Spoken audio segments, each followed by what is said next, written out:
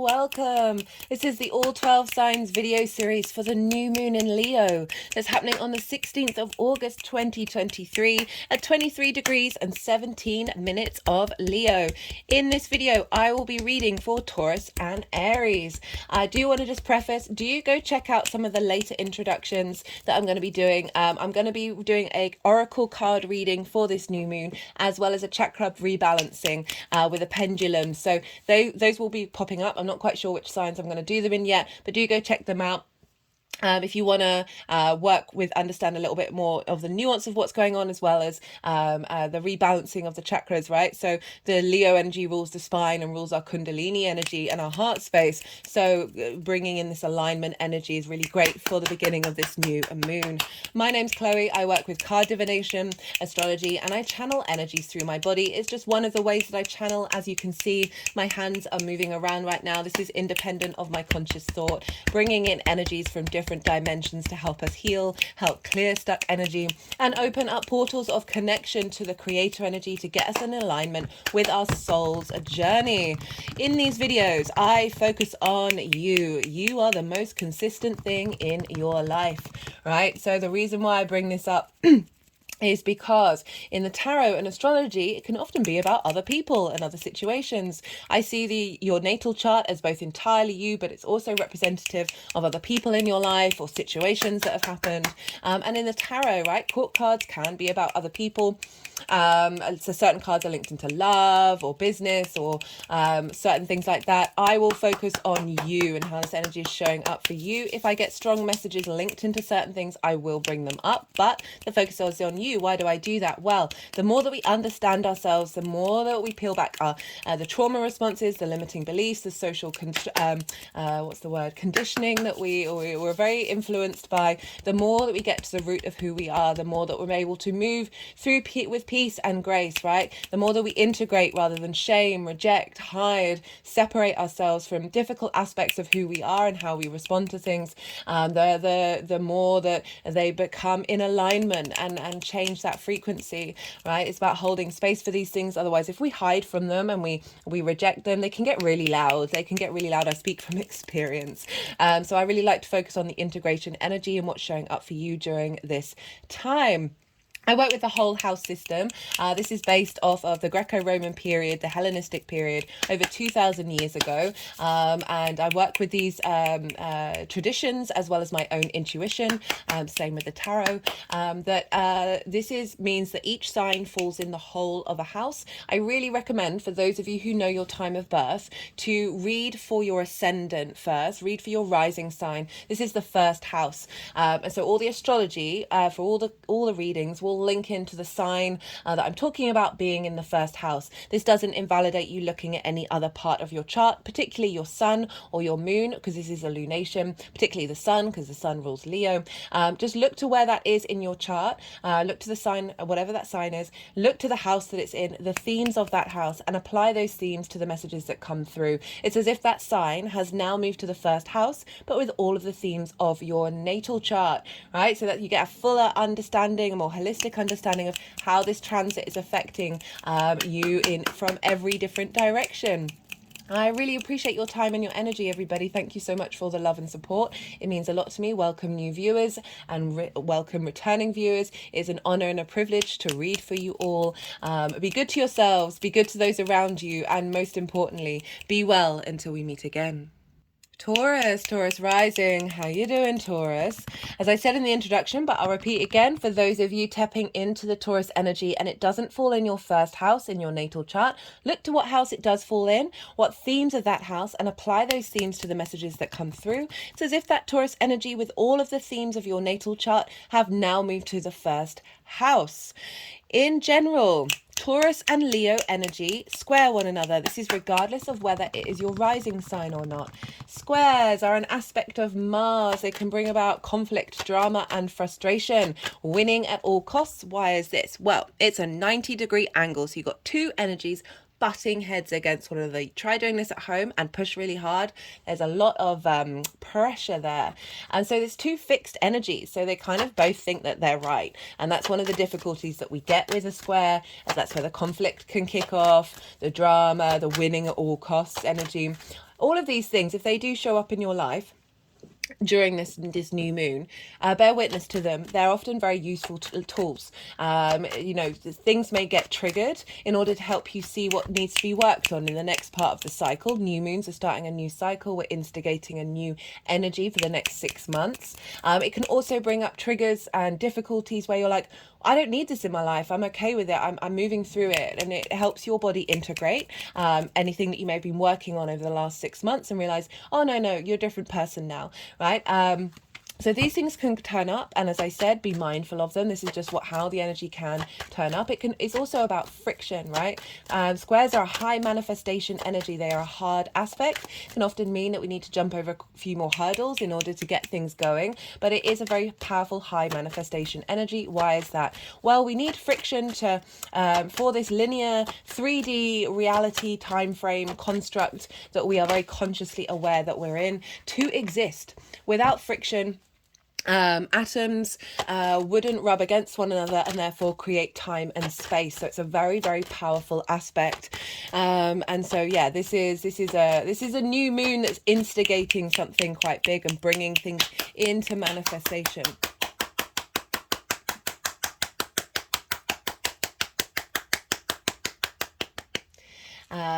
Right, for Taurus rising, this is happening on an angular house.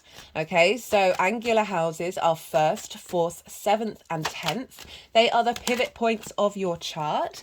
They are they represent like the structure of your chart. They can show up quite loudly. They mark big changes. So whenever we have transits in angular houses, this has a lot of weight for every other part of your chart.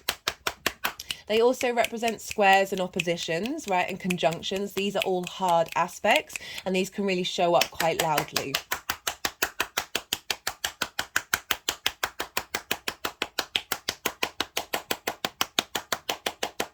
So Taurus rising, you have this squaring your 1st house. So your 1st house is you.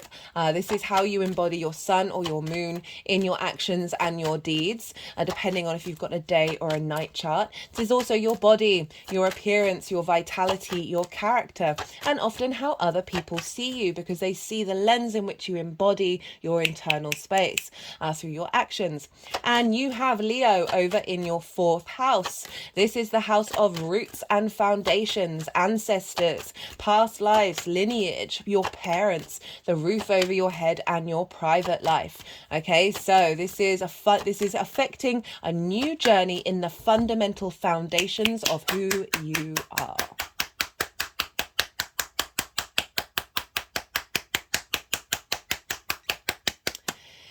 So this moon, I'm pulling cards for 3 different piles. The first pile is the lead up to this full moon. So the way that I work with lunations is it's from the new to the full moon in Leo, and then the full moon to the new moon, and it's constantly in a cycle loop of 6 months, right? We can also look to what's happened since the Aquarius full moon, and then instigating something, having what we've learned from those downloads that we got in that Aquarius full moon into the next part of the cycle, that will then take us to the Pisces full moon, right? There's layers to it, but I focus more on the 6 month cycle in these videos, but also like the Aquarius full moon that we just had, this is the first lunation in Leo without Saturn in Aquarius, right? So this is a wrapping up of these lunations, a wrapping up of everything that we've gone through with that Saturn transit opposing your Leo energy. As a fixed sign, Taurus, you're really going to feel the difference in this, because fixed energy has been going through it a bit with that Saturn square that you've had over the last 2.5 years up until March this year. And you've also had the nodes in your signs. So this has meant that the Leo and Aquarius transits have had a lot more weight to them and have probably felt a bit more dramatic.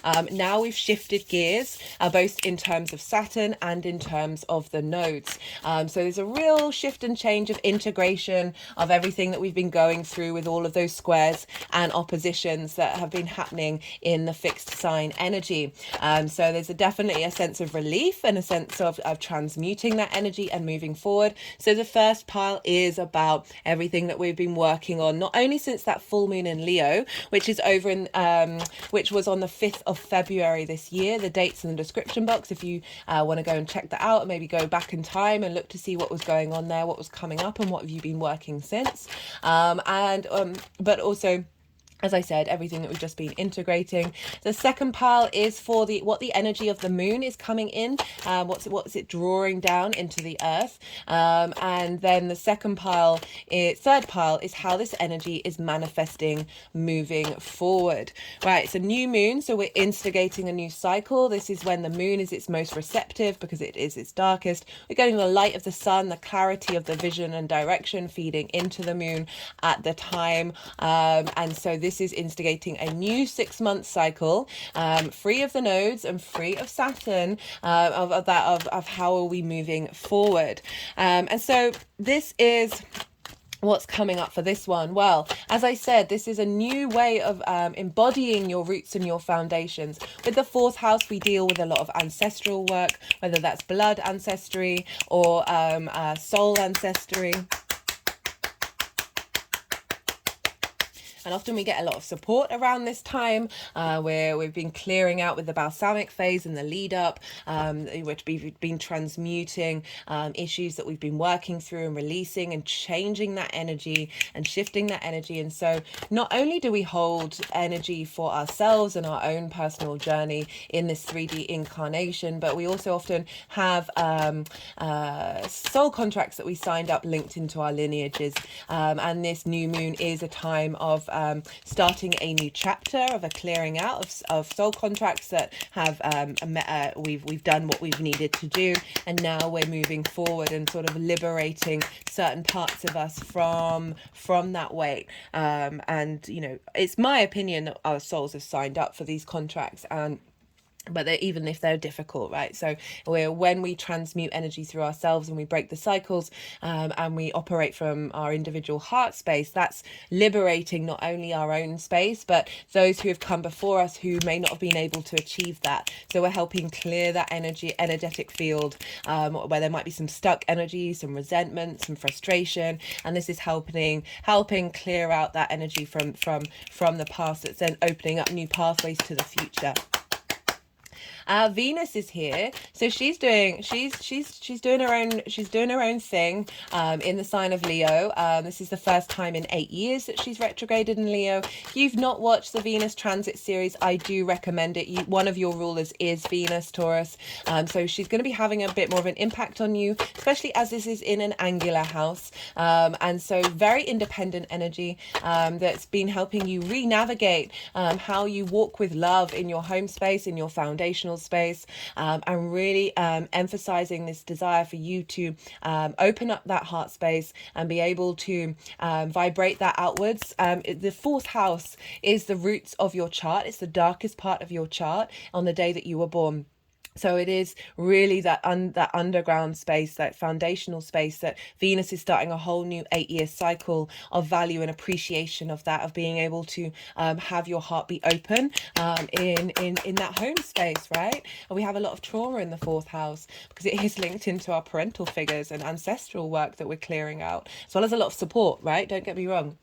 But our parents, no matter what they do, it's part of, I suppose it's part of the current paradigm that they are here to wound us in various ways in order to help us fly free and go on our own journey, right? And so whether you've worked through all of this or not, certainly it may be on a conscious level or an unconscious level of a readjusting to, as I said, really all I keep getting is opening up your heart to feel the light within yourself in the foundational part of your chart. you know, the sun rules Leo. This is where the sun is right now. The sun rules the heart. Imagine you have a generator, the sun, in your heart, and allow that light to flow through you and back towards you at the same time.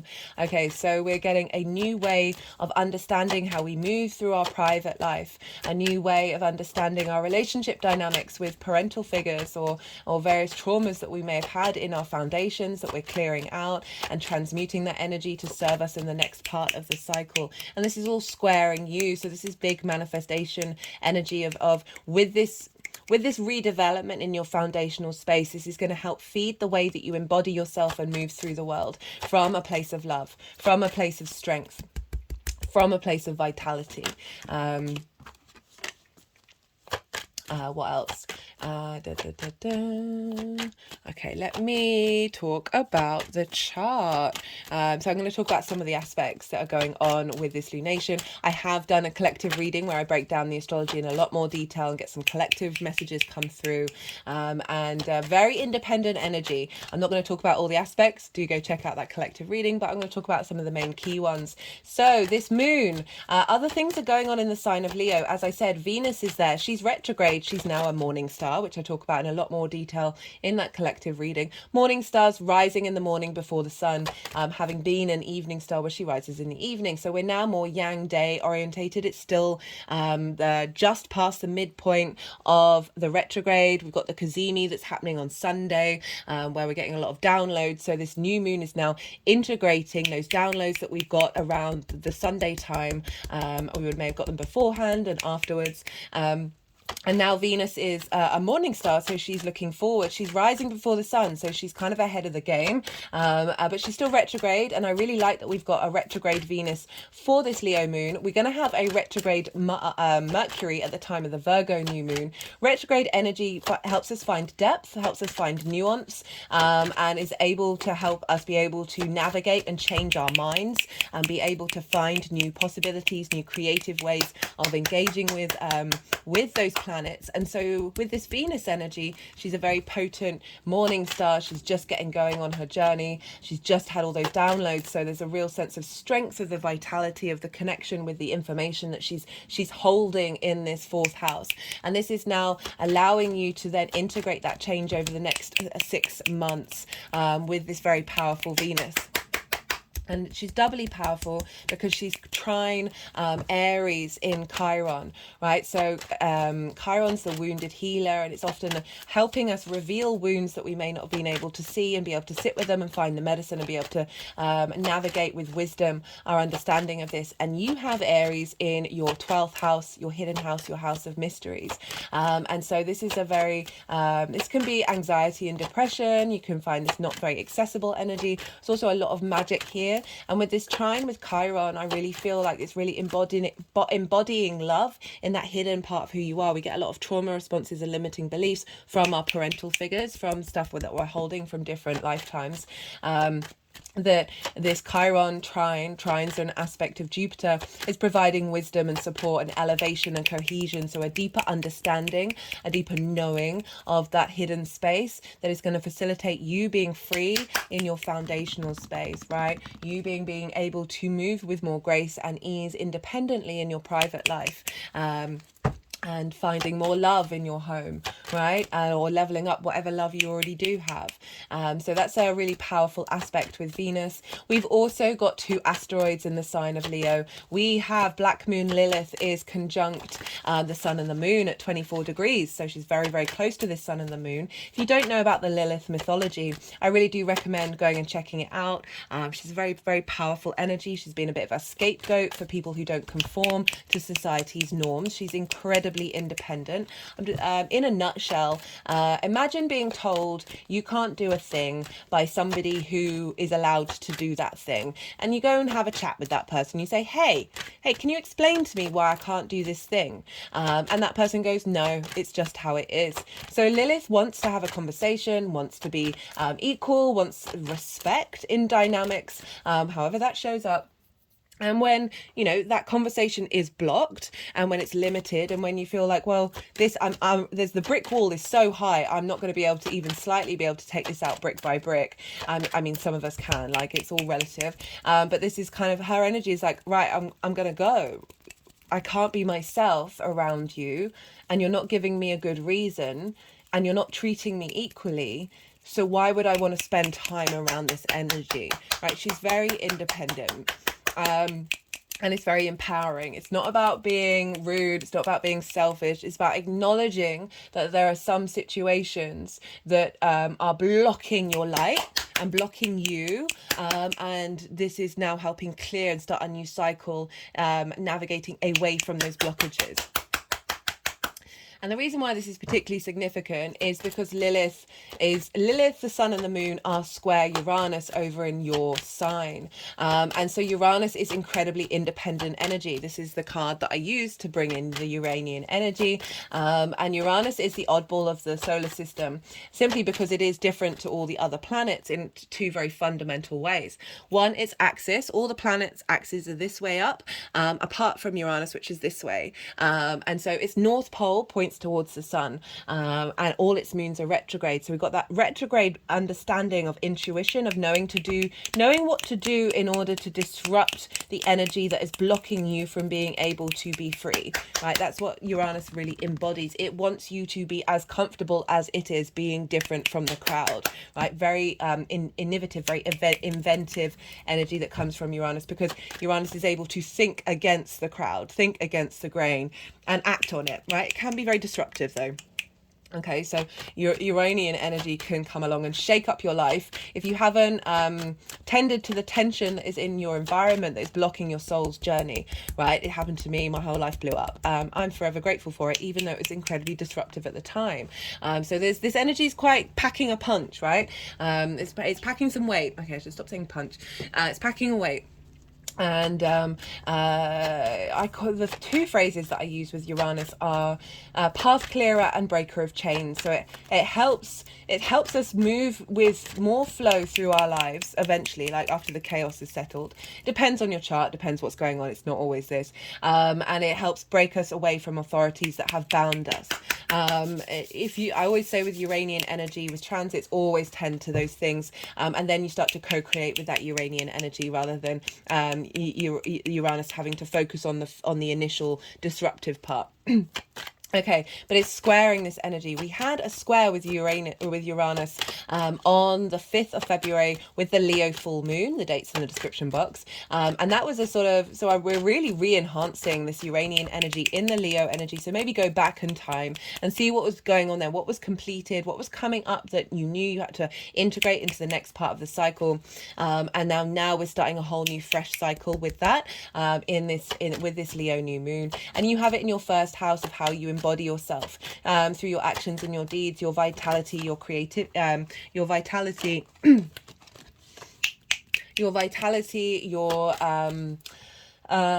character, your appearance. So Uranus has been there for a while, so you may have been getting very comfortable with embodying your difference, right? And allowing yourself to move with a little more energy and a little more uniqueness with this transit. And now we're getting this reinforcement in your heart space, in your home space, in your hearth. Juno is in Leo, so that's the other asteroid that I was talking about, and she represents commitment, your ride or die. So sticking by something because it's worth it, right? Lilith is like, it's a similar energy. It's a sort of a double side of that Juno. Juno and Lilith are kind of on this. Once we combine those two energies, there's real magic, right? So it's acknowledgement of commitment, but also acknowledgement that commitment is a daily thing, and honoring and respecting yourself in that journey. And when you come across things that you're like, okay, I understand that this is an issue, but I'm prepared to stick by it and keep trying and keep going. That's the Juno energy. She's really going to help with that wherever she is in your chart. It's an element of commitment. But combined with this Lilith energy is like, there are boundaries though. There are boundaries. We're not going to get ourselves into a cycle of codependency or an abusive dynamic, and that can show up in many different forms. It doesn't just have to be about people. So I really like that combination between those that is coming through with this new moon. What else do we have? Well, the sun and the moon and Lilith are making aspects to the nodes. So Taurus, I talked to you before about how before Leo energy and Aquarius energy was square the nodes, and so that would have been quite disruptive or quite big things coming into your life or leaving your life, because we're dealing with eclipse energy with the nodes. This time around, now we have sextiles and trines. So instead of the hard aspects of oppositions and squares, we now got soft aspects, which are ruled by Venus and Jupiter. So the sun and the moon and Lilith are trine the north node over in Aries. So you've had this move into your 12th house. You're really striving to understand that which has bound you, that's which has caused you anxiety or depression, or however that's looked to you, and then finding that magic, right? And now this new moon is instigating the wisdom and the elevation that the north node is striving for, a sense of cohesion and wisdom. The same sort of understanding of what Chiron's doing with Venus is we've now got the north node with the sun and the moon, and obviously the sun and the moon are linked into the nodes, because they're linked into eclipses. So it's quite a very powerful moon that's coming in, that is marking change, that is marking transformation, but there's free flowing energy. There's more soft energy coming in of being able to be more in flow with it. We also have this with a sextile with Libra, which for you is over in your 6th house of work, health and routine. So Libra is helping you refine the way that you work, refine your understanding of your health and your routines, as well as realizing what's been draining you, what's letting you, what you're transmuting, and therefore shifting that energy, right? So I've done a nodal transit series. I do recommend it. It's in its own playlist. Everything's always in its own playlist, so they're very easy to find. So that's going to give you a more understanding of what this whole 18th month cycle with the nodes is all about. But this moon is sextiling that south node, so creative energy, Venus energy, appreciation, love and harmony are connecting, right? Brainstorming.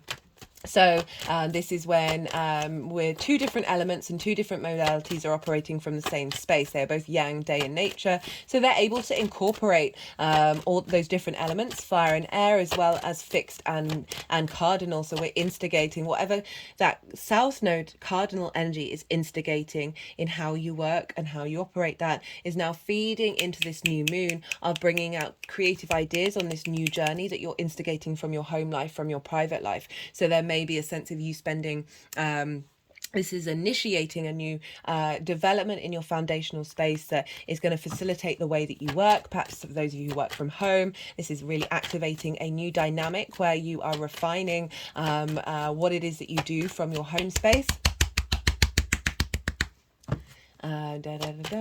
Also getting into balance with your private life and your work as well. Finding creative ways of juggling those two things.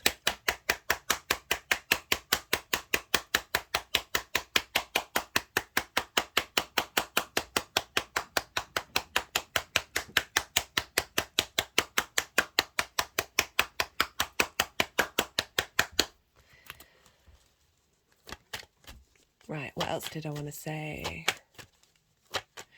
So I really like this because, as I said, we're going to have that next new moon in Virgo where Mercury and Mars and Pallas Athena are. Mercury will be retrograde at the time of that new moon. And not only is the Sun, Moon and Lilith squaring Uranus, but Pallas Athena, which is another asteroid which represents wisdom, embodied wisdom, strategy, logic. That we have Pallas Athena conjunct Mercury, that's still in its shadow phase. It's got a week before it's going to go retrograde. And so Mercury's in a very powerful position in its own sign, in its own exaltation. Again, I've done a Mercury transit video series. Do check that out if you haven't, because it's trining your Taurus energy, which is really lovely and very supportive. We've also got Mars at the time of the moon. It's at 22 degrees and I think 53 minutes. Or on the same day, it will go into into 23 degrees and therefore exactly trine Uranus. Okay, so this is a powerful energy happening over in your creative space, right? Your creation energy, the 5th house, the house of joy. And this is like your fun, your amusement, games, play. It's also about love, romance, short-term dating, and children. It's like what you birth into the world from a creative point of view. Everything that we do has the capacity of being creative. It's about how do you put your personal slant on your environment from a place of joy. Like where you get your kicks, basically. And so Mars, very independent energy, right? But your motivation, your drive, your desire to take action, your passions, very like always give Mars a job to do. I always recommend that, that otherwise it can kick off. That this is a trine with Uranus again, so the two very independent energies are trine one another. So all of this energy from Mars and this transfer between Mars and Uranus is then feeding into the Sun and the Moon and Lilith. Okay, Lilith, also very independent energy. That Mars is like, okay, right, and Virgo is facilitating. It wants you to feel good in the 3D world. It's able to see problems, see issues, and be able to navigate them and find solutions. Mars is now here instigating this energy at the beginning of this new moon of being able to take action around your creativity, that is opening up the embodiment of yourself, of the independence, right? So how are we bringing this independence into action that comes from a creative, joyful place into that new moon that's establishing this new foundation in the root of who you are? Oh, my head just rolled back. Okay, bear with me. Can't really speak like this. Oh, I forgot to move this. Oh, no, I didn't. And I'm back in the game. Okay. What else did I want to say about this lunation? Oh, look to where your sun or your moon is in your natal chart. Particularly the sun, but also the moon, because the sun rules Leo, because it's the same sun that's going on now that's in your natal chart. And so that sun's getting activated. So themes around what's going on wherever your sun is in your chart are going to crop up. For this lunation, and so yeah, bear witness to what's going on there. That makes it a bit more personal to you in this general reading. What else did I want to say? There are some other aspects. Jupiter's kind of involved as well. It's also in your sign. It's a wide orb for a trine, but it is bringing wisdom and expansion to this and elevating what's going on, even if it's just by sign. We have a lovely sextile. Okay, are we finished? So they just put the deck down.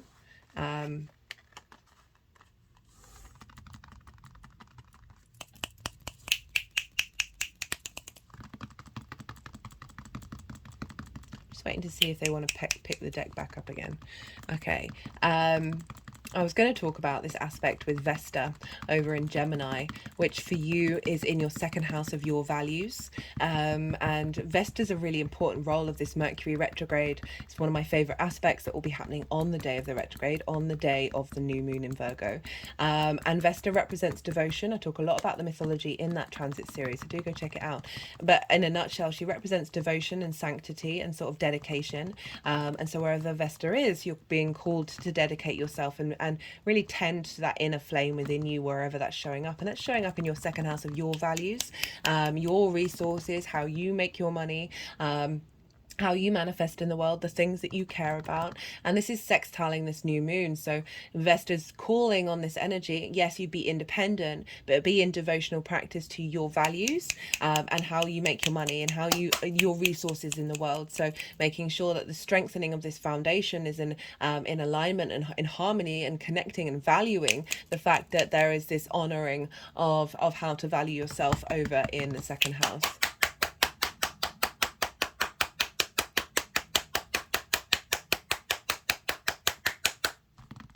Right, that's everything that I'm going to say.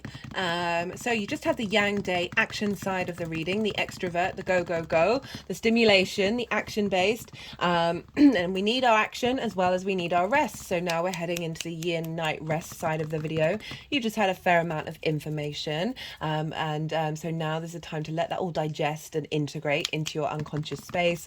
Soften your mind, see what intuitive hits are coming up for you around this new moon. What do you feel like you've been sort of transmuting in this balsamic phase if you're watching it before the new moon itself? And just see what's coming up for you. I'm going to, the energies are going to do some energy work, and then they're going to move the cards around. And so I'm going to soften my mind and do the same thing and let everything integrate. And then I'll come back round and I'll bring in the tarot with what's going on with the astrology.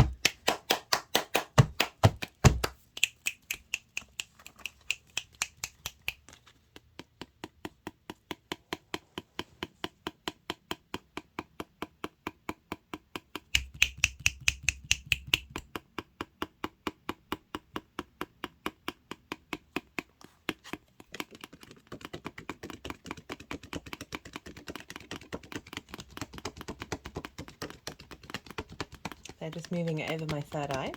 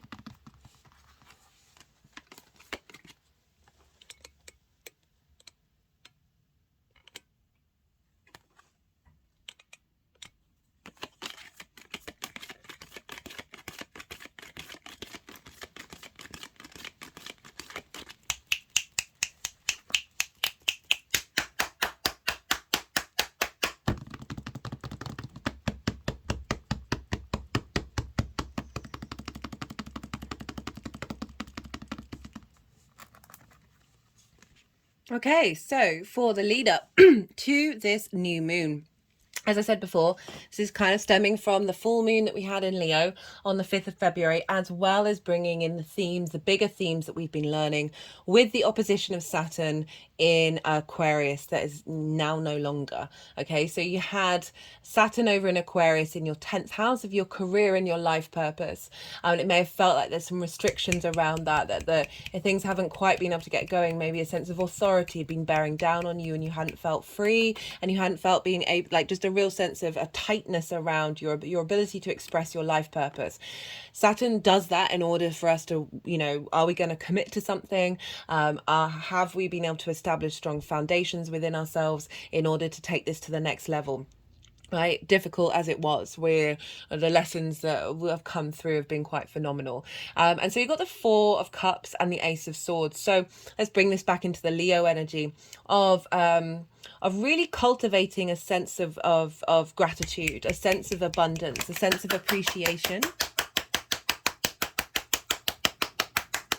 Because the Four of Cups is it's quite a stagnant energy. It's very melancholy, right? And I'm not surprised that this is coming up with everything that was going on with the eclipses and Saturn, because that is disruptive energy, and it kind of felt like you may have been pulled in lots of different directions. Because this person's looking at the Three of Cups. If you think about the Three of Cups in the tarot, it's three figures all entwined with one another and celebrating and being in a state of flow and a state of harmony. And there's joy there. This isn't joy. This is the other side of it. For me, this card is comparison is the thief of joy. It's feeling like the fact that you don't have something in your life that other people do, or you don't have a feeling in your life at that moment, can then really sink you down even further, because then you kind of get stuck in it because you feel like it's no longer available to you. You can get very fixed in that space, right? Fixed energy finds it difficult to change, and so with everything that's been going on, it's really been very disruptive, especially in an angular house. That there may have been situations going on because of the eclipses and because of that Saturn opposition, where you've just not felt the joy in your life, in your home space, in your foundational space. Always remember, the Ace of Cups is always within you, but so often with this energy we can get really stuck and we cannot see that anymore, right? This person can't even see it. What I really like very interestingly is, instead of the Ace of Cups coming up, we've got the Ace of Swords of saying, what have you been working through? So this is saying that you've found rejuvenation and this ability to start to see things clearly. There's a higher perspective here with all the mountains. There's a sense of being able to move past this energy and navigate it, right? Allow it to settle, make peace with it, and then be able to come forward and bring in a new way of engaging with that, a new mental headspace with how you're interacting with that heaviness, with that weight of that Four of Cups, of just like, oh, things aren't how I thought they were going to be. I had a plan, or I had an idea of what things were going to look like, and it's not quite looking that way. This Ace of Swords is really saying you found the wisdom in what's happened. You've really been able to work through it and have the strength to be able to do it, have the clarity and the element of seeing things clearly. This rejuvenation of that energy coming through, that you have been working on, that you've been transmuting that energy.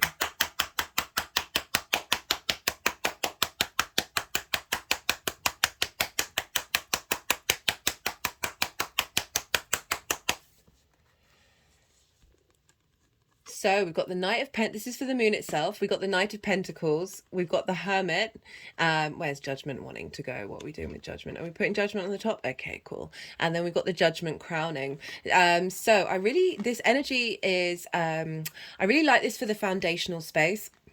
This really implies that commitment's coming through with the Knight of Pentacles in the earthly realm. And you look at the size of the horse. The horse is the biggest horse in the tarot. It's very sturdy, like you feel safe. There's a sense of safety and a commitment of taking action now with this new moon, of embodying this sense of growth in the 3D world, and wisdom and strength with the oak leaf in its helmet. You see here, the field has been ploughed. You've put in the hard work, and now is the time to plant new seeds. And it's coming with the Hermit. Obviously, this is the Virgo card over where Mercury and Mars and Pallas Athena is. That is still influencing this new moon of your house of joy. right? So it's really sort of reconfirming this rather than the lack of joy here, that it's through this wisdom, through this inner knowing, through this hermit energy of you have the star within you. It is what guides you, deep healing, but this really embodiment of truth and wisdom in your home life. And I love that with the Leo energy combined with the heart, of really finding there's been a similar, there's been lots of themes like this so far, of like that heart space but with integrity and wisdom coming in. And so we've got that combination of, we've got Mercury, that Virgo energy drawing in, where the seeds that are being planted are coming from a very wise place. You think about the hermit goes off into the mountains, goes off into the forest by itself. So again, it's acknowledging that independent energy that's coming through with pretty much everything in the chart. And we've got this with Judgment. So this represents what's being seeded here is ascending, like is you're rising up. There's an element of every part of you is raising its frequency. You're being supported by the angelic kingdom, however you want to look at it. Like they just represent certain energies of wisdom and love. But there's mountains in the background. Again, that higher perspective is coming in, the sense of feeling free being yourself as well. They are unclothed here. They're also the color gray, and that represents wisdom. But there's a sense of being very instilling a great deal of confidence in the way that you express yourself, the way that you engage with your private life, coming from very strong foundations. Also like to think that this is the ancestors really coming through for you right now with this new moon. They were quite excited about that, of supporting this ascension. And yeah, a level of integration, that the work that you've been doing in this foundational place is helping those who have passed, those whose energy may be stuck, allowing them to ascend as well. Oh, just had an energetic release at that one. Okay, Taurus. Yeah, I just feel like with that Venus transit being there, because one of your rulers is Venus, so that is really adding weight to flow, to harmony, right? To harmony. She wants to bring in harmony. Okay. So for the energy manifesting moving forward, we've now got Lady Justice, who is holding the Ace of Swords in her hand, and the Lovers. So Libra and Gemini energy, that may resonate for some of you. And this is Justice is about rights being wronged, the right thing happening, balance coming into it. We see got the scales here of being able to make decisions based on equity and wisdom as well. So if that's something that you may have struggled with, again, it's being able to see past this, being able to move past this with clarity, and realizing that there is other ways of connecting to balance within you, of the sort of understanding of what is right or wrong for you in your foundational space, is coming through loud and clear with that Justice card and the Lovers, right? So the Lovers is Gemini energy, as I said, but this is about integration of the masculine, feminine, and spirit together. So it's about having all the information you need in order and to integrate, and therefore then with that mountain of the higher perspective, and then being able to, when you are at decision points in your life, being able to make the right decisions that are based on your foundational strengths of what you need at your core.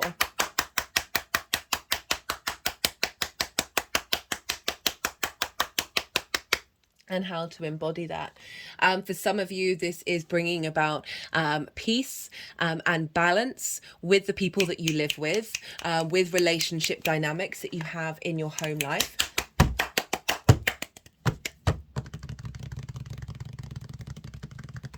Yeah, just getting clarity, and there's an ease coming in of how you move through the world, because it is squaring your Taurus energy of how you embody yourself, of finding that that wisdom and that love in this new part of the journey that you're moving through.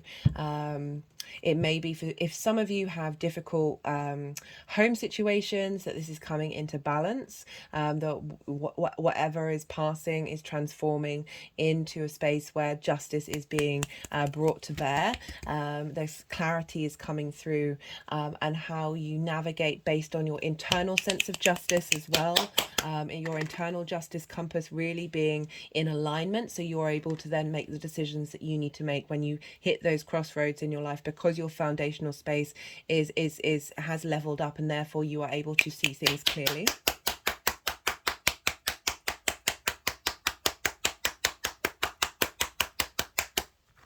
Okay, I'm going to pull some clarification cards for you, Taurus. Whoa.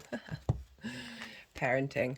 I didn't really touch on that. I mean, I did mention it in the sort of the summary, but not with necessarily the tarot, of how we have a lot of trauma in the fourth house linked into our parental figures, that there is an element of now being able to level up whatever you've learned from those situations, being able to surrender and release old connections that are no longer serving you in order to bring you internal balance, that may have had your compass be a bit off in your decision making, that there is certainly an aspect of support coming in from all the independent energy that is allowing to set you free of blockages that have been in your roots and your foundations, that have caused limiting beliefs to form, that have then affected how you navigate through the world, and now that foundational space is being cleared out. So you are then, can you see the spider?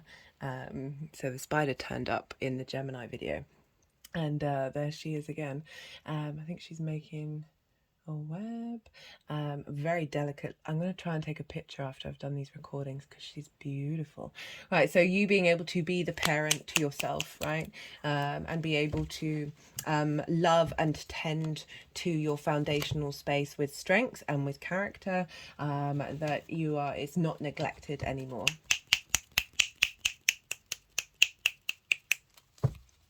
Okay, I'm going to pull a clarification card from, this is the First Light Tarot. This is a mixture of major arcana, question cards, keyword cards, statement cards. Let's see what wants to come through for Taurus.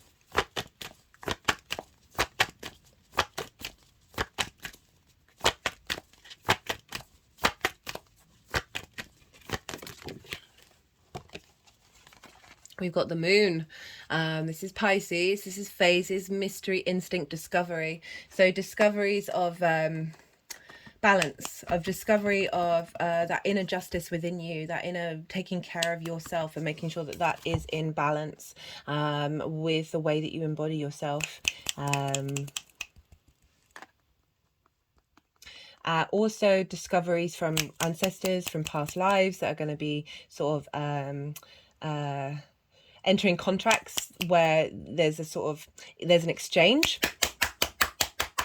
Justice, the law, this is obviously a lot of it is it's contracts, right? And saying, I'm going to do this thing and you're going to do this thing. But there's an element of a discovery of contracts that you've had with past lives, ancestors, where they are here to support you and they are here to provide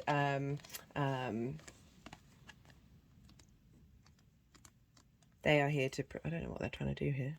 They are here to provide support, and that is coming through in order to facilitate your love of your foundational space. You're being able to be in a state of harmony, in a state of love there, and have the skills that you need in order to go out in the world, right? So this is very much linked into Adam and Eve, of like going out into the world and creating for yourself from a strong foundational space. And leveling up whatever you've already been doing. Right, I'm going to leave it at that, Taurus. Lovely message. Love that we got the moon coming in as well. Yeah, Pisces is your hopes and dreams, where Saturn is now. Friends, groups and alliances. So it feels like there's some alliances coming in energetically. It could be alliances coming in your home life that are part of new soul contracts. as well. Right, I'm going to leave it at that, Taurus. I hope this resonated in some way. If it did, there are things that you can do to help the channel, as it is a growing channel and all interaction on it helps the YouTube algorithm go, hey, let's send this out into the world. Liking the video, leaving a comment, even if it's just an emoji, or the sign that you're tapping into. Personally, I love to hear about the astro weather. Do drop me a line, I will get back to you. It brings me a lot of joy. Watching the video to the end, even if it's on mute, right? All of these things really help the algorithm. Right, guys, be good to yourselves, be good to those around you, and most importantly, be well until we meet again. Aries rising. How you doing, Aries? For those of you tapping into the Aries energy, and it doesn't fall in, sorry, I'm just a bit distracted because they're kind of tapping over this card, which is the Holy Grail card. I will be doing the oracle reading in one of the other introductions that follow this video. I'm not sure which one yet, but they haven't done that in the other reading, so I just wanted to bring that in. Okay, and that okay, they're also bringing in the shadow as well. Interesting.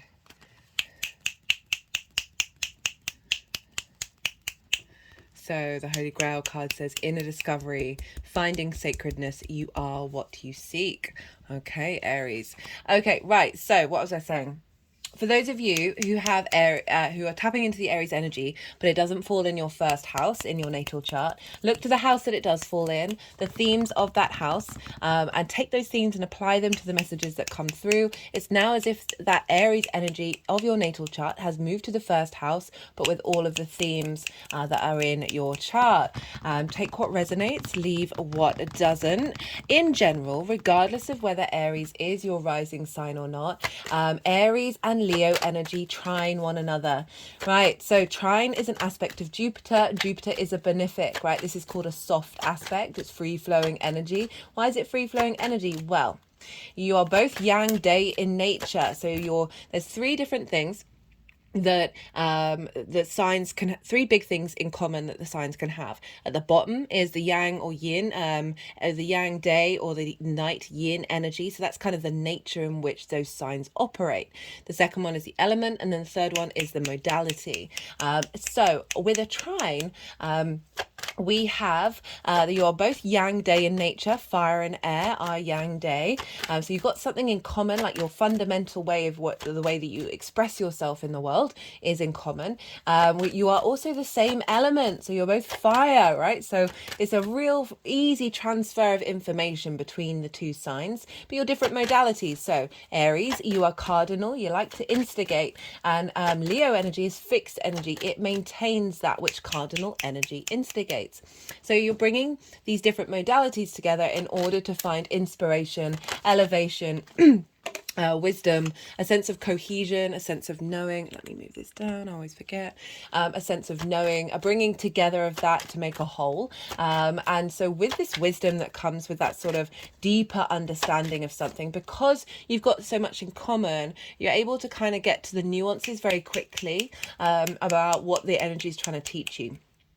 So as I said, it's very free-flowing energy. There's a downside with trines and sextiles, the soft energies, compared to like squares, oppositions or conjunctions, is that we might not have the motivation to put the things into action, because it's a very common trait for the human to when something is comfortable or easy, to kind of take it for granted. I always mention this might not show up for you, but just to be mindful, if it does, that, you know, maybe instigate something a bit with this energy. So what was I saying? Yes, so you're both the same fire sign, right? You're both fire signs, both the same modalities. So with this wisdom that we get with trines, this is that inner knowing, that confidence that we get with wisdom, which is a lot deeper than the sort of brash confidence of an unintegrated ego. That's when the opportunities and the abundance and the luck and the generosity that's associated with trines and associated with Jupiter can come in, right? Because we sort of have a deeper knowing, a deeper understanding. So we're more in flow with the cosmos, because we're more in contemplation and co-creation mode rather than learning and jumping over hurdles. But it's then about what are we doing with these opportunities? What are we doing with this luck? Are we instigating? Are we taking action with it?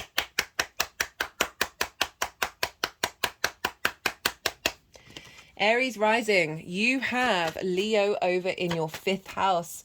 So this is trining your Aries energy in the 1st house. The 1st house is how you embody your sun or your, oops, daisies.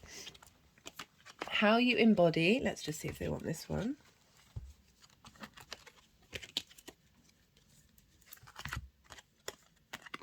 Okay, they did. How are you embodying your sun or your moon in your actions and your deeds, depending on if you've got a day or a night chart? This is your body, your vitality, your appearance, and often how other people see you. And so this new moon is trining you, right? And so you're getting a lot of inspiration, a lot of wisdom coming forth to understanding how to bring in joy. Okay, so the 5th house is the house of joy. This is where you get your spring in your step, right? Your creation energy. Everything else that I'm going to say stems from that creation energy, right? So fun, amusement, games, pleasure principle, romance, love, short-term dating, it's children, creative projects that we put into the world. Essentially anything that gives us a spring in our step that makes us feel alive, that we are in that creation mode. Venus is currently there. If you haven't seen the Venus transit series that I've done, check out the playlist. Venus playlist is there because this is a big deal for everybody. Venus hasn't retrograded in Leo for 8 years. She's instigating an 8-year cycle, and it's in the sign of the sun, so it's packing a bit of a punch, right? Packing a bit of weight. I need to stop saying punch. It's packing a bit of weight and it's trining your energy. And Venus, loves, favorite place to be is the 5th house. And so not only have you got a Venus retrograde, but you got a Venus retrograde in her favorite place. Okay, so she's really leveling up what she's already comfortable with. She knows how to work in the 5th house, very comfortable here. She feels good here. And now, like, her qualities of that retrograde of reevaluating value and love and appreciation from a very independent space, clearing out old cycles and transforming that energy into new ones. So this is what she's doing in her favorite place. So you're getting a huge revamp in your pleasure principle, in your creation energy, right? So not only that, we've now got this new moon in Leo, and this moon is the first moon in Leo since Saturn has left Aquarius that was opposing Leo. Speaking of which, I'm pulling cards for 3 piles. I keep forgetting to do this at the beginning. I'm pulling cards for 3 piles. The first pile is it's a combination of things. So it's the energy leading up to this full moon. And that's coming from, I work with the 6-month cycle between the full and the new moon and the full moon. You can link it into the next full moon and where we've come from the full moon in Aquarius. That just adds on layers to it. But I like to focus on the cycle with the sign itself. So we had a full moon in Leo on the 5th of February. The date's in the description box if you want to go check that out and maybe go look back in time. 2 6s, 2 5s. Okay, Aries. All right then. See what was coming up, what was completing there, what did you realize that you needed to then work on over the next part of the cycle. But it's also wrapping up everything that we've been learning over the last 2.5 years with that Saturn opposition. It was the same in the Aquarius full moon. That was the last lunation series that I did. That was very much the theme coming through, because now we're integrating all of those lessons. We are now fully sort of understanding on both a conscious and an unconscious level that planet is no longer there. And now it's a new moon, and so we're instigating a new part of that series in relation to all the wisdom, despite the difficulties. I mean, we all kind of went through it with that one because Saturn was in its own sign. It's different now in Pisces. That was a lot. And that was over in your 11th house of hopes and dreams, friends, groups and alliances, reaping the benefits of your 10th house. And so you might have felt some restriction around all of that, of your dreams and hopes not manifesting, of friends, groups and alliances not necessarily connecting to your creative energy or not being seen, right? Saturn, especially in its own sign, can be about invisibility, especially opposite Leo, which is ruled by the sun. Or if you've got it can dim the light wherever it is, in order to help see whether your light is strong enough to keep shining, right? That's all it's trying to do, is boost up your frequency in order to battle any kind of difficulties. I love Saturn. Today is Saturn's day. I did a little meditation with Saturn before starting, and yeah, it's a heavy energy, Saturn. That's for sure. There's no getting around it. I kept saying that I would love for Saturn to be able to. I'd love for Saturn to not only have that heaviness, but also be able to find joy. The channeling didn't really connect to that one. It was quite an intense energy to connect to. I'll try again some other time. Right, what am I talking about? Yeah, so that's the first pile of like everything that we've been integrating and working on over the last 6 months, and that will include like a lot of stuff from the last 2.5 years.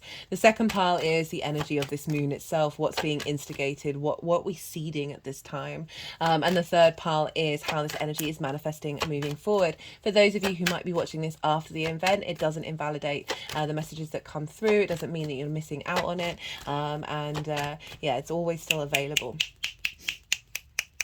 Okay, so Leo new moon in your 5th house of creation energy. After having gone through all of that might have felt that you've been quite disconnected from your joy, right? And feeling that it's an isolation between being able to manifest that into the world in terms of moving around with groups and alliances, as well as like really being able to connect creatively or from a place of joy to your hopes and your dreams, and not necessarily seeing these come about.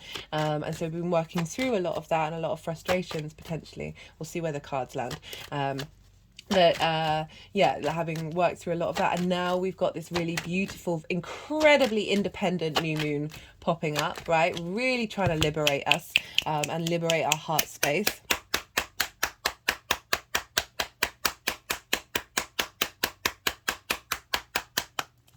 And the reason why this is a big deal, as I said, Venus is retrograding there. This is happening a couple of days after the Venus Cazimi. And so this is when Venus conjuncts the Sun. This is the midpoint of the retrograde. And this is when she moves from being an evening star to a morning star.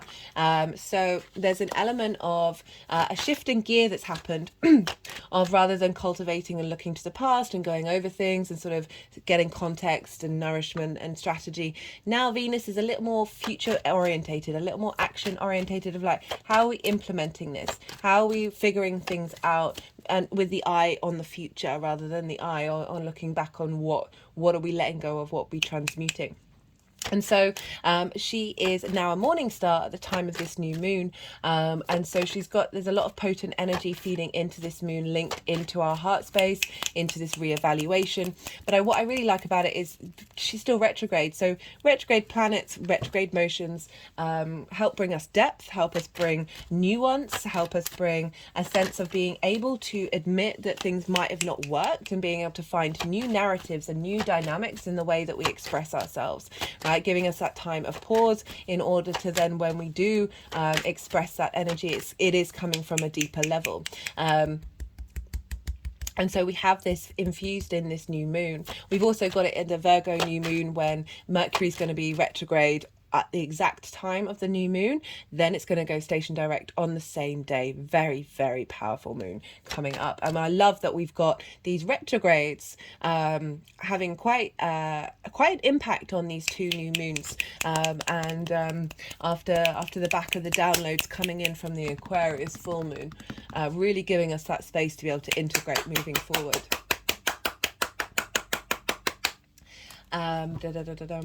Right, so Venus is also very powerful because, Aries, she is trining Chiron in your sign, and so Chiron's been moving through there for a while. For those of you regulars, you know I've talked about the Chiron Aries transit. It came up more in the nodal transit.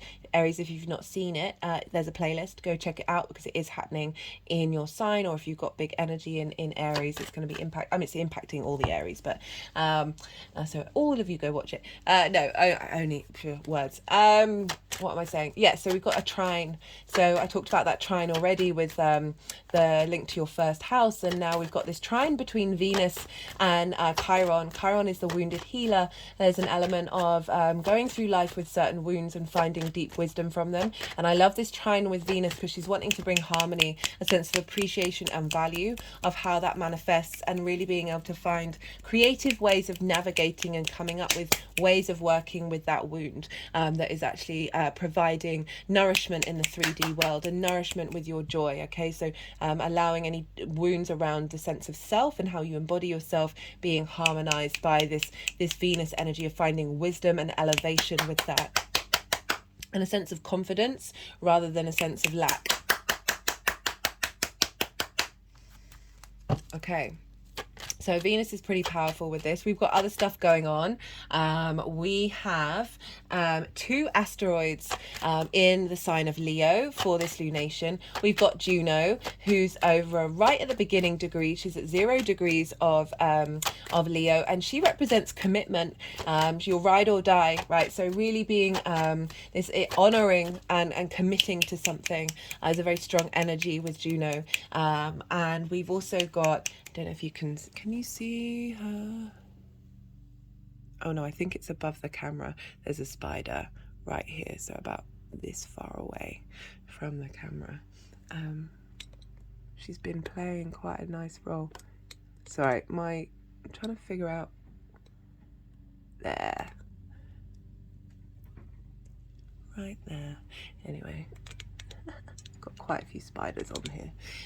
They like hanging out. What was I saying? Right, so we've also, there's an element of, commitment coming in with this very independent moon. So I'll get to the independent. Not only is, we've got this retrograde, and Venus retrograde is very independent, so it's breaking against norms because it's going against the trajectory. But we've also got Black Moon Lilith conjunct the sun and the moon. And so go check out the Lilith mythology. I'm not going to talk about it in too much depth. I might do a video, a reading just on Lilith, because she's a very, I feel very called to that energy. That in a nutshell, her mythology, she's been a scapegoat for a lot of energies that have broken against social norms of control for no reason, right? So essentially, how to relate to you. Imagine being told by somebody that you can't do a thing, but they are doing the thing. And you go to them, hey, tell me why. I want to know what's going on. Give me some context. I'll see, let's have a chat about it. And they're like, no, that's just how it is. And you're like, oh, okay. We should talk about this because this is important. And they're just like, no, they're straight up. Just no, this is how it is. This is how it's always going to be. And anything other than this is not okay.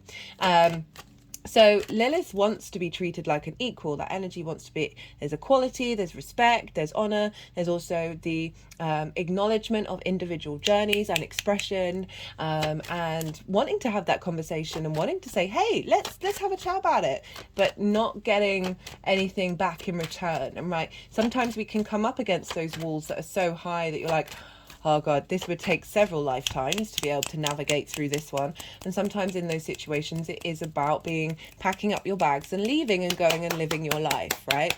And that is certainly the Lilith energy, right? Where she's like, all right, then fine. If that's that, and there's no budge room, I'm off.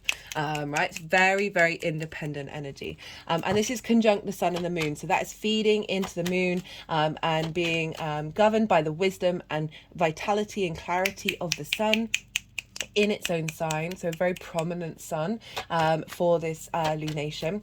And all of this energy, so this sun, moon, and Lilith, remember Lilith, very independent, are all squaring Uranus. So Uranus is at 23 degrees and 0 minutes. So right at the beginning of this degree that the sun and the moon are at. Lilith's at 24, so she's not far away. And Uranus is, again, very independent energy. It's the oddball of the solar system, and it's not bothered by that, right? It's going to keep doing what it's doing, and feel very confident and comfortable being in that space, because it's doing what it needs to do. Right, its axis, unlike all the other planets that are like this, its axis is this way, which means its north pole points towards the sun. All its moons are retrograde, right? It's doing things differently. This is the card that I always use when I'm bringing in strong Uranian energy. And we have this square, right? We had a square with the full moon as well in Leo, right? So back on the 5th of February. So big energy, but that was linked into the nodes, so different, quite different. Now we're instigating, it's a really doubling down of this Uranian energy of you Uranus wants you to be you and be comfortable being different to the crowd, right? Of not conforming in a way that is diminishing your soul's experience from its highest possible nature. It is about this. It's not about rejecting society completely, but calling for society to allow for differences. And Uranus can, the two phrases that have always rung very true to me when exploring this energy is the path clearer and the breaker of chains, because Uranus will come along and can disrupt your life where the path hasn't been cleared, and where you may have chains around you that you haven't quite been able to dismantle yourself. If you haven't been able to relieve that tension yourself, Uranus can come along and can shake everything up, right? It can be very disruptive, very electric energy, a very sort of, it's an element of chaos energy, but it's only chaos in the moment. Later on you realize, oh, I get that now, I understand. Remember, it's North Pole, like its guiding force is pointing towards the sun, the center of the solar system, where we get our light downloads from. They're working together. And so that Uranian energy, its moons are retrograde, it's doing things differently. Again, we're sort of bringing in this sort of retrograde energy of being able to find the nuances outside of the standard and being able to do things differently based on everything that you know already, right? Really being able to be comfortable going against the grain in the way that you express yourself. Obviously, be mindful, be respectful, consent, do no harm, all of that stuff. But this is really, really calling us to liberate ourselves.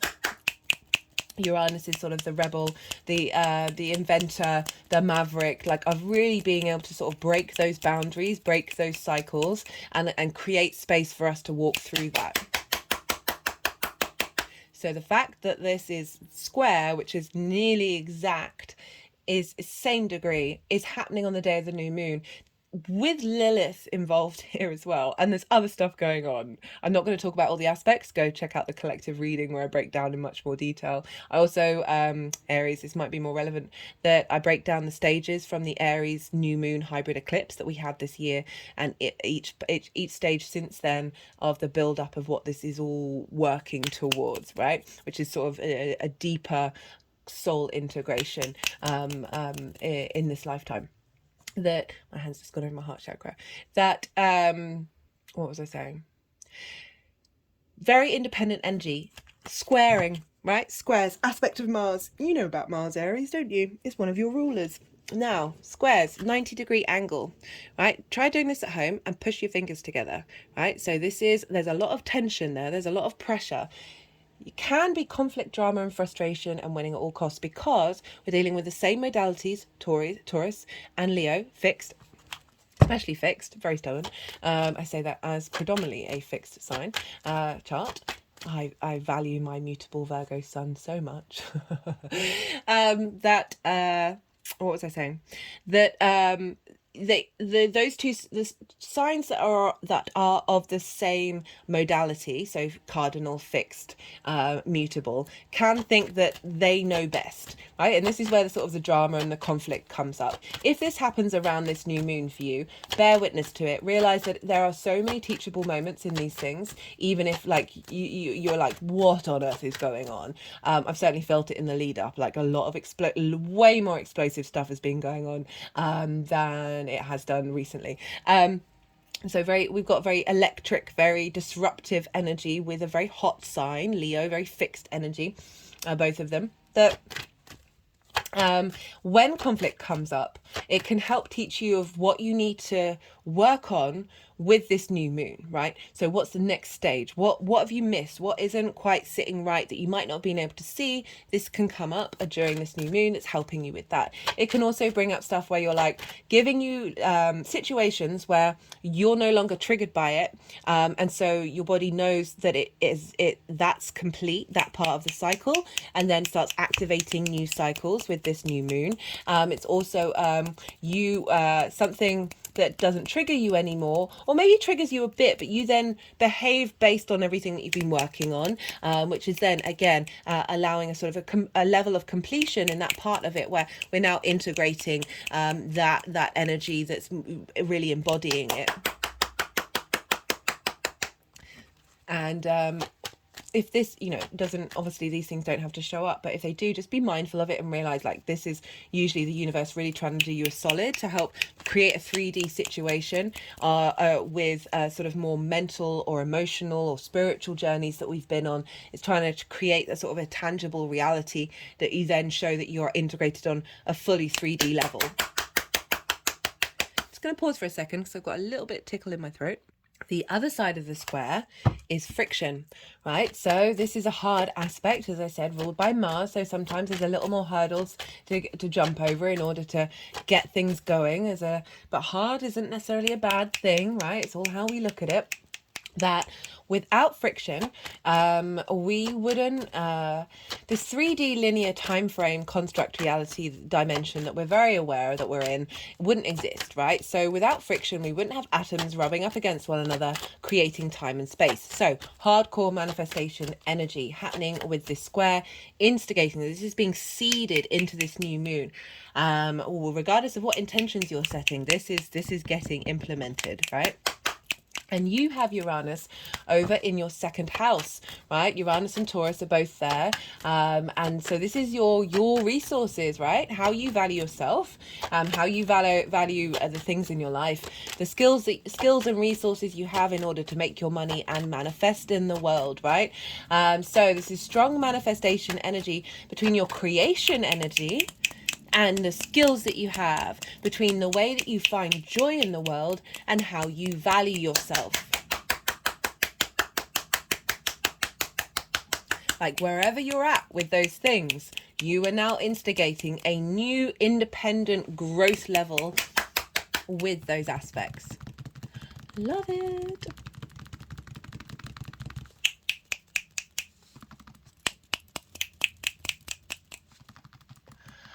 I'm just getting a flashback to the Aries reading that I did for the Mercury retrograde. That energy was wild. Absolutely wild.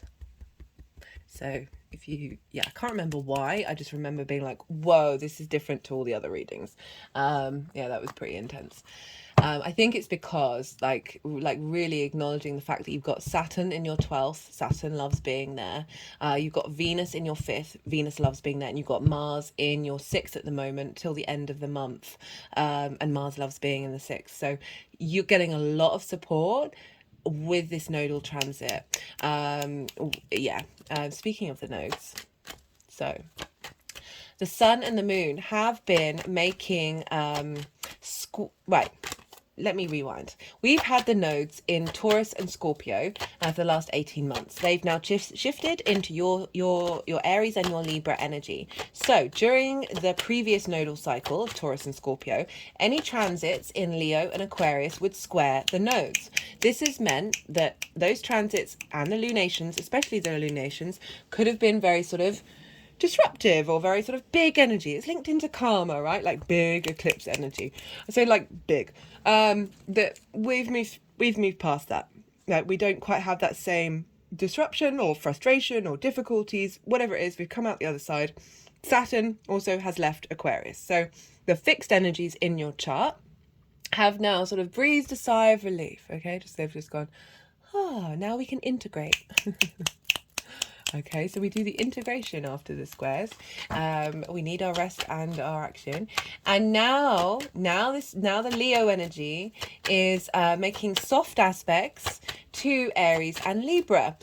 So your house of joy is now moving with a bit more flow in relation to the eclipse cycle. And the same with your house of good spirits over where Aquarius is in your 11th house. Also, square energy, big manifestation energy, just can feel a bit disruptive. Some of you might not have done. You might have been like, yes, I love this. I was doing things, getting things done. Everything was great. May have been a bit like, but I did it anyway. We all come at these things from different spaces. It all depends on our chart, all of that stuff. Like it's all like, it can also have been both of those things. Right, so now we've moved the nodes. So the nodes are making excuse me, are making harmonious aspects to the sun and the moon, right? The North Node is over in your sign Aries, and this is trining the sun and the moon. So again, that trine energy, that wisdom, that elevation, that expansion, that sense of cohesion and knowing and wisdom and confidence and generosity. That is that North Node is inputting energy into that into this new moon of how are we embodying this North Node journey, right? How are we bringing this to fruition, and how this can come from a place of joy, right? How do we bring in the joy to everything that is going to happen? We've also got the sextile with the South Node, and this is over in your 7th house or opposing your Libra energy, depending if this is your rising sign or not. But the 7th house is the other, the house of other. This is your intimate relationships, whether that be business partners, one-to-one clients, romantic partners, as well as intimate friends, and just the way that you are intimate on a one-to-one basis with people. It's also your intimate relationship with spirit, in my opinion. That's how I interpret it and how that shows up for you. And so we've got the South Node there where you're refining your relationships. There may be a sense of going inward. As I said, I've done the nodal transit, and we've got this sextile with the sun and the moon. Again, creative energy. Hello. 2 2s. Oh my goodness. That's 3 duplicates there, right there, Aries. That's a lot. So the sextile from the South Node to the moon and the sun is bringing about sort of brainstorming about how we're going to move forward with the balance between the self and the other, and you being confident, being in the way that you express yourself in one-to-one dynamics, and finding some harmony there, but nuance and depth to those relationships, because the South Node brings depth. Because we become familiar with that energy whenever the South Node is in a sign, and so there's just it can bring up anxiety, it can bring up difficulties, but there's more ease with it, so you're able to sort of work through it and add on layers. And now we've got this harmonizing energy between those one-to-one relationships and your joy, right? Of where are we headed with this next 6-month cycle of how you understand your creation energy. Love it. Okay, they put the deck down. We have, let's see what they need to do.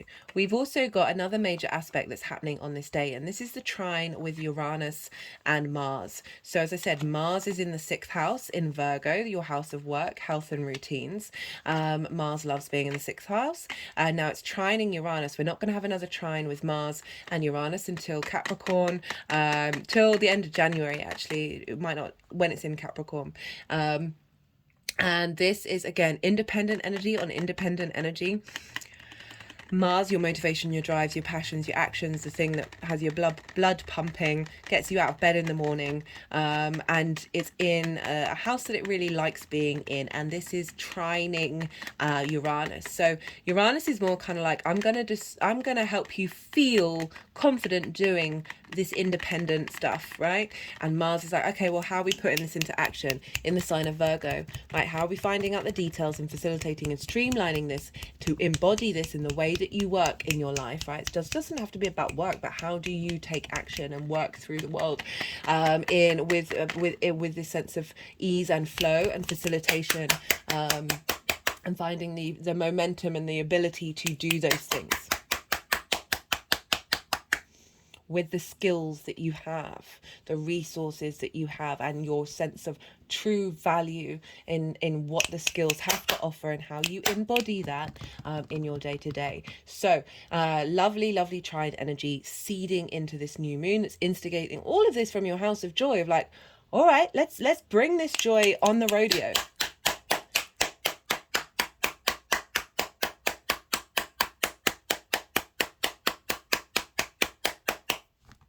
Okay, I think that's everything that I'm going to say. There's other aspects that I really like, but I'm going to leave that. Go check out the description box, not the description box, apologies, the collective reading for this new moon, and bring where I break down the aspects in way more detail. Just wondering if I'm wanting to bring in Vesta. Okay, so we've got Vesta in Gemini, and Gemini is in the sign of your communication, right? Your local environment, the things that you do on a day-to-day basis. It's the house of the goddess. Vesta is making a sextile to the sun and the moon, and she's another asteroid. I love asteroids. I feel like they have a lot of weight. I see it in natal charts all the time, where sometimes an asteroid is even louder than a personal planet. Like it's quite a phenomenon. That Vesta represents devotion and sanctity and sort of dedication. She's making a major aspect to Mercury on the day of the retrograde. I talked about the mythology around her and Mercury a lot. It's making me smile and bring me joy even just thinking about it. And she's in Gemini, where she, like, wherever she is, you tend to find you're more in devotional practice around that area. So she's in the sign of communication, but also bringing that all into your day to day. And so this is a sextile with this new moon of bringing in that sense of devotion. So we've got all this independent energy, right? And now Vesta's like, and Vesta and Juno as well, but Vesta's making a direct aspect to this moon, rather than just being in sign. Not that that's invalidating Juno. I still feel like she's very potent because she's at 0 degrees of Leo. But I do just, like, I felt really cool to talk about this one because there's other stuff as well. And now I just feel bad about missing out the other ones, but I'm sure they're fine. That this Vesta energy is bringing in a sense of devotion to your joy in the way that you communicate that and instigating that. And now I'm thinking of Ceres over in Libra. Again, another asteroid representing the bounty, the harvest, the earth, nourishment, support, caretaking in your sign of one-to-one relationships. That Ceres is also sextiling this moon, that is bringing in a deep sense of nourishment in the way that you need your relationships to show up, and how you're then radiating this out, or instigating this new radiation into your house, your joy and your creation energy. So yeah, and getting support. Really lovely stuff, really lovely stuff. Okay, I'm gonna go quiet. So you've just had the Yang Day side of the reading, where everything's go go go go go, very extrovert, very lots of stimulation, lots of action. We need our Yang Day action side of things. We also need our rest, yin, nourishment, night energy. So, you know, if we don't sleep, we go mad, right? If we don't allow ourselves to process everything that's going on, we go crazy. So I'm gonna go quiet. I ask you to go quiet, soften your mind, like really try and relax your mind. You've just had loads of information. Let that all settle, let that all digest, and just see what comes up intuitively. Nothing needs to come up. It's all part of your process, whatever's going on. To see what may come up around for you about this moon. Also, I forgot to mention, look to where your sun is in your chart, because it's the same sun, especially the sun and the moon. Yeah, mustn't forget the moon. But the sun is in Leo, its own sign, so it's very dominant.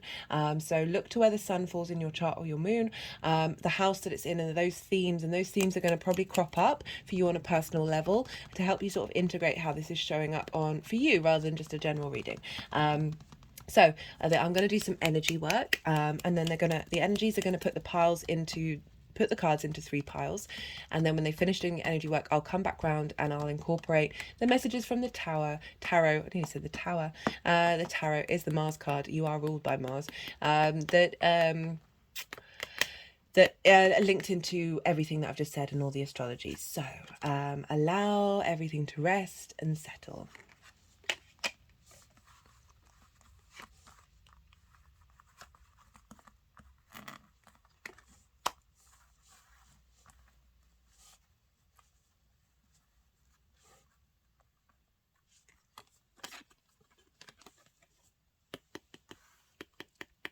My head just rolled back and I had an energy release.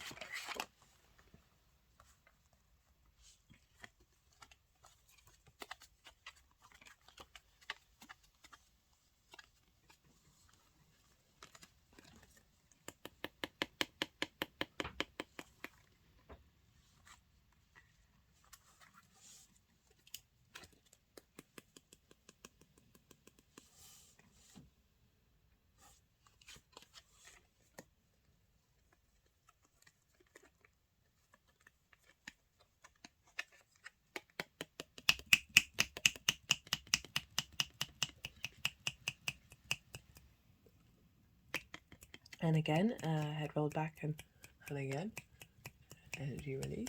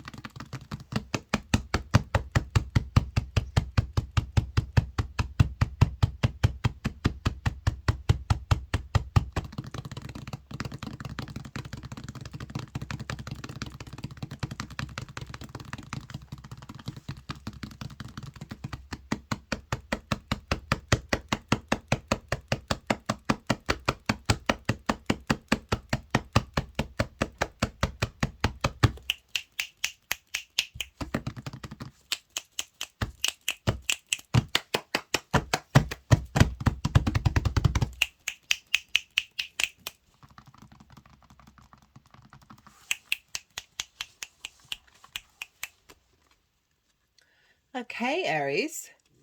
So these are the cards for the lead up to this moon, right? Most of the readings have got a lot of challenging energy showing up for the first pile, which isn't surprising. I think there was one sign that didn't, but everybody else has. And this is, as I said, this is a sort of a clearing out and an integrating of the difficulties of that Saturn transit. And so we've got the Five of Wands, the Three of Swords, the Death card, the Eight of Cups. So what you've been working on, what's come up and what you've been navigating has been this sort of stuck chaos energy, right? The Five of Wands, there's movement, there's a lot of movement going on, but there's no momentum, right? No one's being heard, no one's being seen, and everyone's, kind of getting a bit roughed over, right? There's an element of chaos energy, there's an element of conflict, and it's frustrating. So we've got this this creation energy in the fifth house with that Saturn opposition of like really struggling to feel like things are getting momentum, right? As I said, creative energy is absolutely anything. It can be about relationships, it can be about love, but it also can be very much about the creative things that you do in your life, children, all of that stuff, and the limitations, as I said, with Saturn of blocking hopes and dreams in order to see whether you're all about you're walking your talk. And it's coming with the Three of Swords, right? Very stereotypical relationship dynamic, right? It's not just about relationships. I'm going to talk about it without being that first, and then I will bring it in because it is the 5th house, which is linked into pleasure principle, romance, love connection, short-term dating. 3 of Swords, as I said, not just about romance. It's about anything that has happened that has caused your heart to retract, to go inward, to feel this sense of grief, feel this sense of ache, right? Of feeling like there is something there that shouldn't be there, that is blocking the flow. And, you know, sword energy is Aquarius. It is the mind, right? So limitations and blockages from you being able to feel your joy and feel your creativity. However that shows up for you, of like really like being like, this has been around, and I haven't, like, this can be like the chaos energy of the eclipses, of being like, what is going on, and why do I feel so not being able to tap into that joy space? Like, what's going on? And like, that's a really difficult energy to navigate. In terms of relationships, this can be about relationship dynamics that are conflict based. They're sort of like, they haven't quite got the momentum to get up and go anywhere. Perhaps some of you haven't, I mean, it's obviously only if you have the wish to have a long-term relationship, but perhaps the relationships haven't been able to quite get up speed and be able to work together. And that's caused some heartbreak. That's caused some difficulties. This also can be your relationship with your creative pursuits, of like, as I said, just not feeling like that momentum's moving forward, and it's caused some grief, right? So it's with the 8 of Cups. I love this. I forgot to mention the 5th house is also linked into the inner child, right? So with that Saturn opposition, a sense of authority probably have brought up some inner child wounds that you've been working through. Which might be linked into sort of a chaotic family home, that's caused you sort of your heart to retract. That was going to be for some of you. The reason why I've got triggered by that is because the 8 of Cups, the way that I read this is our trauma responses and our limiting beliefs are formed in our unconscious space from a very early age. They are deep in our unconscious space, and they then manifest out in the world, right? And they feel comfortable to us because they're so at the root of who we are. There's other stuff right at the root of who we are, i.e. like our soul and creator energy, that can just sort of zap all of that. But we're currently working through a paradigm where that isn't as easily accessible as it could be. But that's what we're all navigating and integrating right now. That's what we're all bringing together. We're getting there. We're getting there, guys. But this is why I focus on the inner work, because the more that we do that, the more we connect to that source of being able to liberate ourselves. That this is about walking those habits, those limiting beliefs. They feel comfortable, even if they might be disruptive, even if they might be not nourishing for your soul, for your journey. I speak from experience with this one, and I don't think I know anybody who doesn't have something that has done is created a sort of a semi self-destructive habit response based off of trauma from their childhood. And arguably the blueprint of our natal chart draws that energy of that trauma towards us, and our soul signed up for it, and it's all part of the parcel of this weird human experience.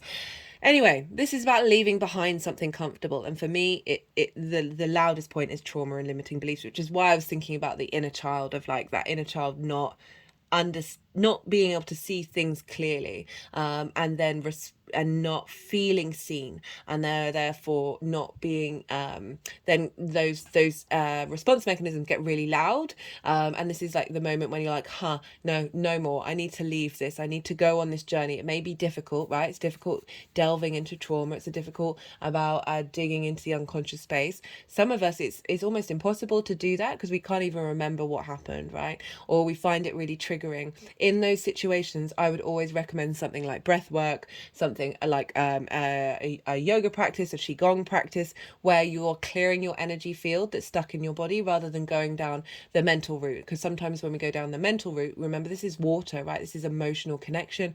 Our emotions, our traumas are stuck in our the memory of the water that we have in our body.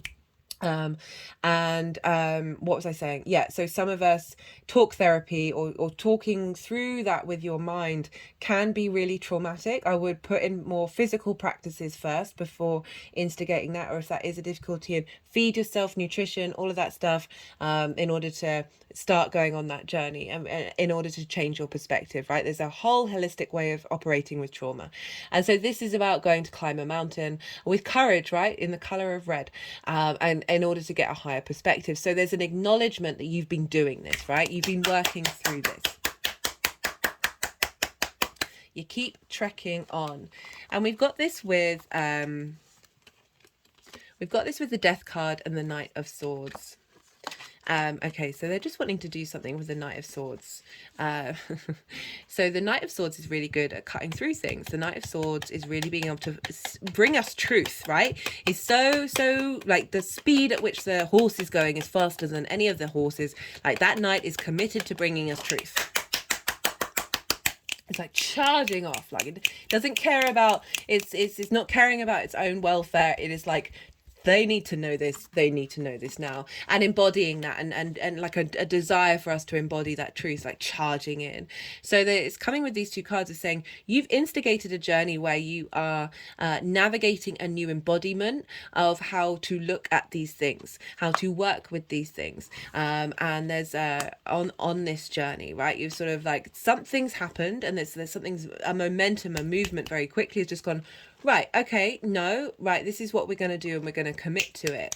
We've got this with the Death card, right? So this is about letting go, being able to see that which we need to let go, that has had an authority over us. See here, the monarch is no longer with us on this current 3D plane in, well, there's lots of possibilities of that. You get what I'm saying. I can't say the proper phrase because the YouTube might have a problem with that, but this is like acknowledging authorities that haven't served you, right? Acknowledging those that haven't served you, and being able to take action from a new headspace, and and move away from that, right, and work through that process of letting go, and being able, there's an element of swiftness with that Knight of Swords. So it is kind of saying, like, once you've sort of made that decision, you're able to move through these things very quickly.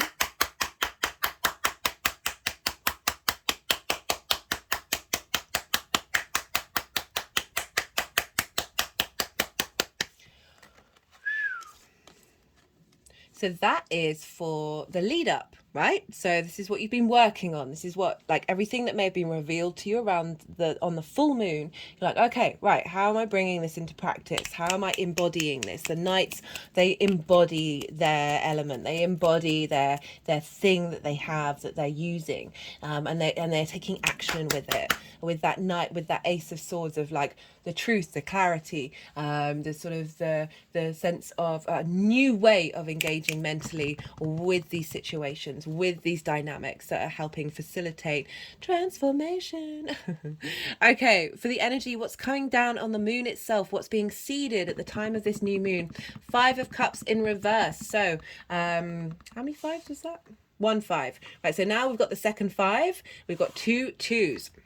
5 of Cups in reverse is saying grief no more, right? Lack no more, right? This is focus. Like, we all go through grief, right? It's a very human experience, and it can take a really long time to get to a place where we finally become comfortable to stop sitting in that energy and mourning and honoring whatever it was, and turn around and see that there's the 2 of Cups. Look what we've got here, the 2 of Cups, right? So this is about acknowledging that you have now moved into a state of abundance. This is what's being seeded here, this sense of love and unity. We've got this in the 5th house of your creation energy. 2 of Cups. This is the feminine, masculine, and spirit all in harmony with one another. Remember that Lilith energy that I said, where it's about equality, it's about respect. This is what the 2 of Cups is all about, right? We've got the 2 snakes represent Kundalini energy, or the caduceus, which is linked into healing. It's a symbol for pharmacies and doctors. It is about deep, deep healing. And through that healing and feeling healed, right, we're coming to a dynamic where we are not projecting, we are not dismissing. We are not, there's no hypocrisy always pops up, but an acknowledgement of it, a sight, a clear line of sight of being able to work together in union, in order to create something from a space of love, right? This is creation energy. So you in union and harmony and honoring and love, and no longer in a state of lack with your creation energy. So everything about that fifth house stems from this creation energy, which we hold in our sacral chakra, in Qigong and Tai Chi, the Dantian, where we do a lot of breath work, stems from that cauldron that we have within us, that our acknowledgement that we are part of the creator energy, because we have the ability to create. Creation energy is at one of the fundamentals of the universe. And so often it gets distorted, and gets blocked, and we feel like we don't have it, that we are grieving that which we do not have, and being in that space of lack. Now we are finding balance, we are finding harmony, we are finding healing that is being seeded into this new moon, right? So this is what's being instigated here from a space of respect and honor and commitment. So everything that sort of Lilith and Juno energy is really calling on us for this new moon. And we've got it with the Two of Swords in reverse, so two swords, and this is about no longer being in a state of sort of pause, of having to go inward, of having to figure things out, of the opposing forces are no longer blocking you. There's no longer not knowing what decision to make, not knowing how to move and how to act and how to think. This is bringing you clarity, this is bringing you direction, this is allowing you to feel free and feel comfortable and feel healed in this creation energy, and this is what's being instigated for this new moon. And then we finish off with 2 sixes. Goodness me. You are starting a new journey of taking with you what's tried and tested. Six is a very protected energy, right? So this is so this person has gone through some troubles, but they're heading to calmer waters. Imagine you have to move somewhere, and you're being told you can only take 6 things. What 6 things would you take? So it's really like getting to the fundamentals of having been through all of this, that you're now able to move to calmer waters, right? You are now able to journey into a new direction, truly knowing what it is that you have within you. Also thinking about that Uranian energy with the skills that you have of really being able to bring them into being. No longer in that sort of conflict energy, but with a state of grace, with a state of ease. We've got the 6 of Wands. This is victory, this is recognition, this is being visible, this is being celebrated, being able to celebrate your creation energy, being able to enjoy it. Right, so you've done the things that you needed to do. This figure has done the things that they've needed to do, and now they're going to be celebrated. They're going to go and have a feast and have a really good time. So we're moving away from that conflict energy, that sort of restrictions, that separations, that you've gone on that journey, you've reevaluated yourself, and now you can enjoy yourself. If we're linking into the resources side of the second house with Uranus, instigating energy into the 5th house of you having skills that you can use creatively, that you're then recognized and celebrated for, you recognizing your own value and therefore feeling good about your life in the way that you move through the world, and that joy spreading out. Yeah, just generally quite a wild reading. So what was that? 2 sixes, 2 twos, 2 fives. Yeah, so that is that's quite something. When we get duplicates, right? So it's the same as when you're seeing repetitive numbers, repetitive things, or yeah, it's usually like the universe going, okay, this is, you're co-creating now. So I'm drawing in your energy, so there's an acknowledgement of co-creation here. Like quite powerful stuff. North Node's in your sign, right? This is a very powerful energy of you embodying yourself in your own experience. But remember, walk with integrity. Always pay attention to where Saturn is in your chart. Because yeah, just from experience, I would recommend it. Right, okay, so I'm going to pull some clarification cards. Let's see what wants to come through. This is the numerology deck. Let's see what wants to come through for this Leo new moon for Aries. whoa, what's going on? Okay. Yeah, so all the decks from the description box if any of them take your fancy. Let's see. Okay, this is interesting because these two cards have come out for the two readings that I've done today. Individuality and parenting.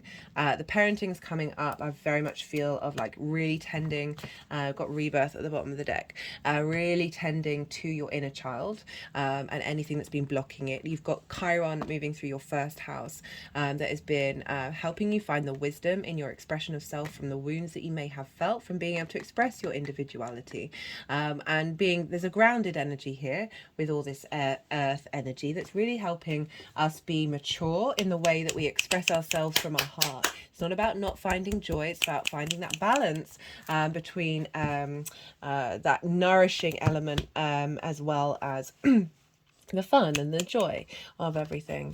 I love this.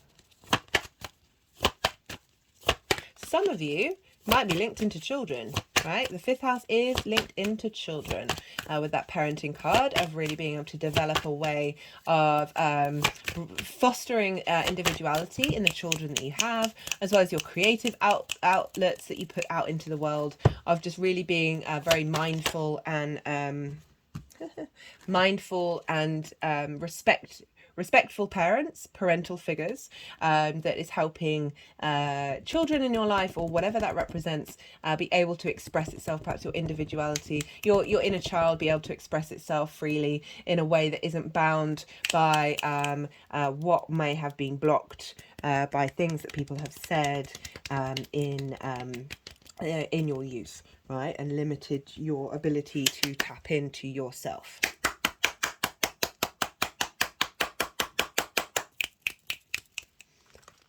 Okay, so the cards that came out with this is hilarious. So we've got the Emperor, so we've got your card, Aries.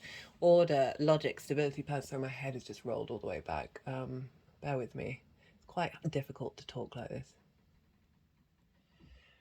And we've got code, puzzles, synchronicities, and coincidences. Well, how many synchronicities, how many things have come up right now that are just saying, hey, look, this is all in order. This is all in flow. Check the synchronicities around you.